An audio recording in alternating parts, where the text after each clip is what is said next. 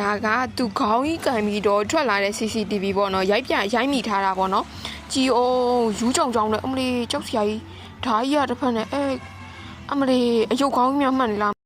ဒီဗီဒီယိုလေးကတော့မှော်ပြီးမှ ground ဖြတ်တက်လိုက်တဲ့ CCTV ကနေရရှိလာတဲ့ဗီဒီယိုလေးပဲဖြစ်ပါတယ်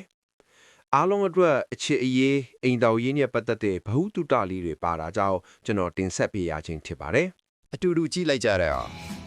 တကယ်ဖြစ်တာပါနော်အဲ့ဒီမှာဒါကသူခေါင်းကြီးကန်ပြီးတော့ထွက်လာတဲ့ CCTV ပေါ့နော်ရိုက်မိထားတာပေါ့နော်ကြည်အောင်ယူးကြောင်ကြောင်နဲ့အမလေးကြောက်စရာကြီးဓာကြီးရတစ်ဖက်နဲ့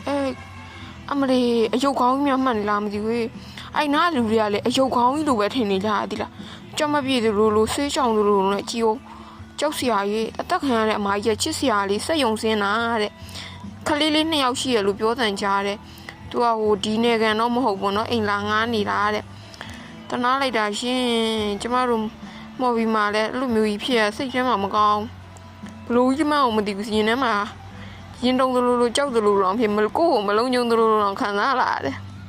ကြည်ုံအဲ့တိုင်းလမ်းလျှောက်သွားတာရှင်ကြည်ုံ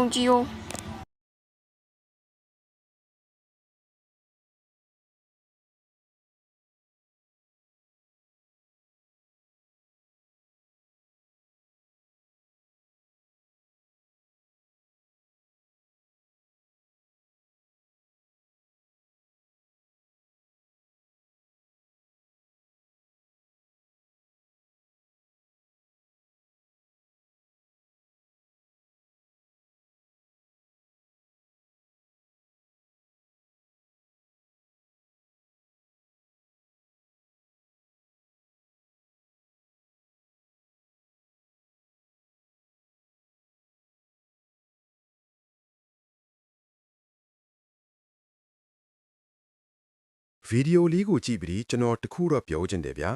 စိတ်ကိုအလိုမလိုက်ကြပါနဲ့လို့ပြောညချင်ပါနဲ့